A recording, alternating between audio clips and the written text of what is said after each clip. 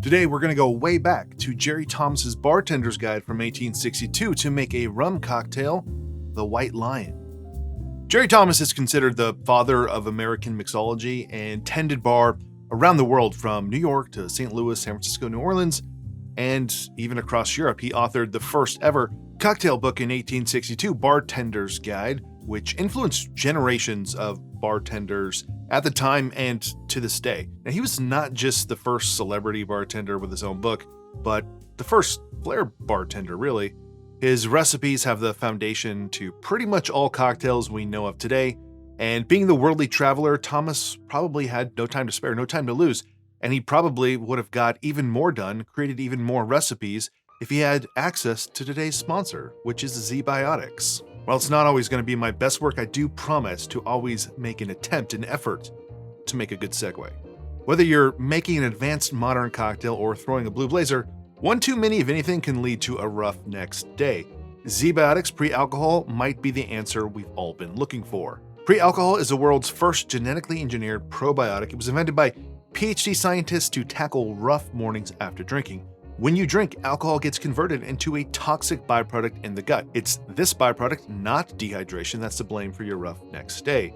Pre-alcohol produces an enzyme to break this byproduct down. Just remember to drink this probiotic before drinking alcohol, drink responsibly, and get a good night's sleep to feel your best tomorrow. Go to zbiotics.com/makeanddrink, and you can also scan the QR code that you see on the screen right now to get 15% off your first order when you use the code MakeAndDrink at checkout. You can also sign up for a subscription using my code so you can stay prepared no matter the time or the occasion. ZBIOTICS is backed with a 100% money-back guarantee. So if you're not satisfied for any reason, they'll refund your money, no questions asked. Remember to head to zbiotics.com/makeanddrink and use the code MakeAndDrink at checkout for 15% off. Thank you to ZBIOTICS for sponsoring this episode and our good times. That original White Lion recipe called for 1.5 teaspoons of a pulverized white sugar, half a lime, 1 wine glass of Santa Cruz Rum, a teaspoon of curacao, and half a teaspoon of raspberry syrup. The instructions he gave were to mix well, ornament with berries in season, and cool with shaved ice. There was an updated guide put out in 1887, and in that version they say to shake well with shaved ice and then strain it into a cocktail glass. So I've adapted this to make a little bit larger cocktail and proportion things out a little bit differently for my tastes. I made a fresh raspberry syrup by combining equal parts raspberry to sugar. And I'll often use a vacuum bag, but you don't have to. In this case, I didn't. I just used a Ziploc bag, and after 24 hours, I put it through a fine mesh strainer, and it works just fine. I'll have another cocktail coming up soon that uses raspberry syrup, but you could also just make a Bird of Paradise or even a Clover Club. I also made 2 raspberry syrups. This is using fresh raspberries, and this was using a frozen bag of raspberries. Same exact method for both of them. They both came out to like 57.5, 58 bricks, so it's gonna be a little bit sweeter than just a standard simple syrup because there's sugar in your raspberries. But I wanted to test this out to see if fresh raspberries were that much better than frozen bags. And in tasting these just today, this one's a little bit jammier, the one coming from frozen. This one is a little tartar, a little bit brighter, that's coming from the fresh.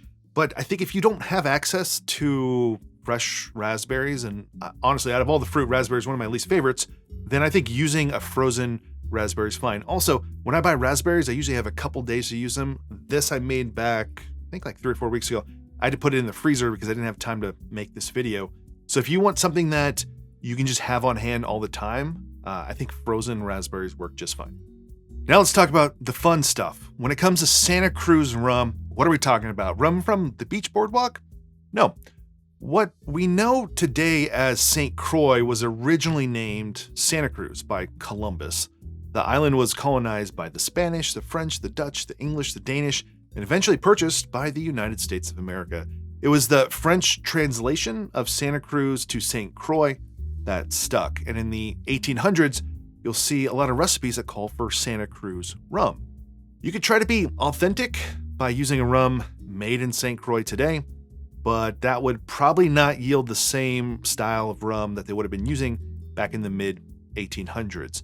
The Oxford Companion dives deeper into this, but there's no definitive conclusion. It seems likely that it was not a lighter style of rum in the character and not a heavy-bodied rum like many of the Jamaican rums we're familiar with today.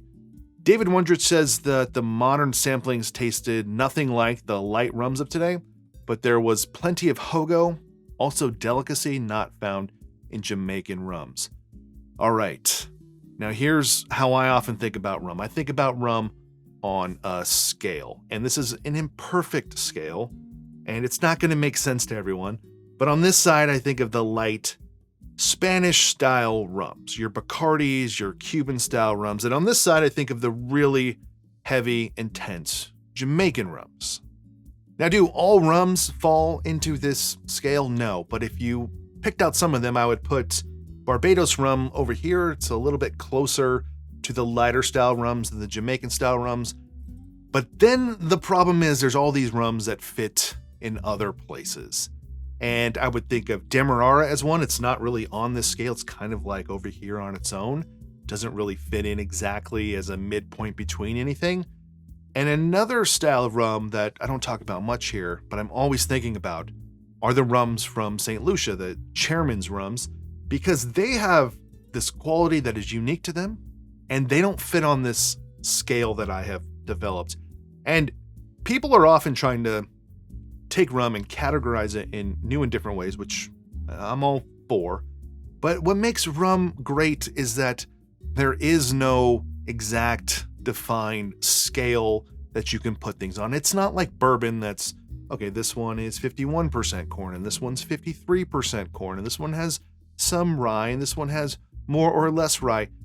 There are so many ways to make rum and make rum differently. And I love the fact that it can't all be put in a single box. So I think about the rums of St. Lucia as having that delicacy and also a little bit of that hogo, that like a little bit of a funky characteristic, but it's not Jamaican. It's also not the same as a Demerara rum.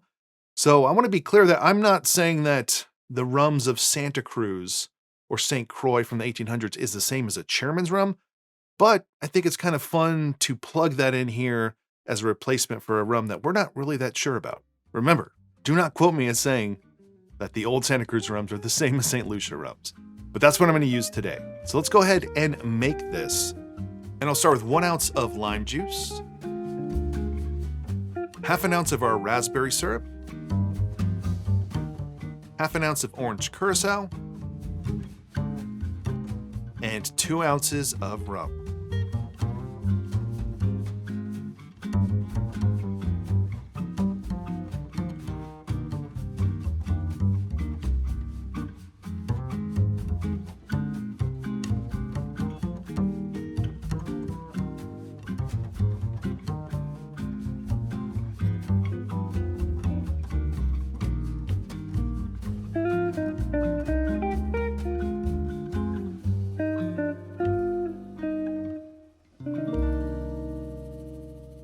All right, let's try it. Cheers. It is fantastic. And I've shared a lot of historic cocktails here over the last couple of years, and I often will just share it exactly as it is without adjusting things, just to put out there like the original recipe. This one is obviously tweaked a little bit, but out of all the ones that I've made that are tweaked or not, I think this might be the best of those pre-prohibition cocktails that I've shared here. I really can't think of one that I like more than this. And this is a classic cocktail, but it's also feels like a tropical cocktail because it's very much like a daiquiri, but we're getting rid of the sugar for a raspberry syrup, adding in some orange curacao, a classic cocktail ingredient, but also something we see come up in Trader Vic cocktails, especially the Mai Tai. So it has a familiarity of those drinks, those tropical, eventually getting into tiki cocktails. But it's simple and it's elegant. And I like this little glass because it's kind of dainty and feels special. But I would not be as effusive if I was using a light, clean white rum.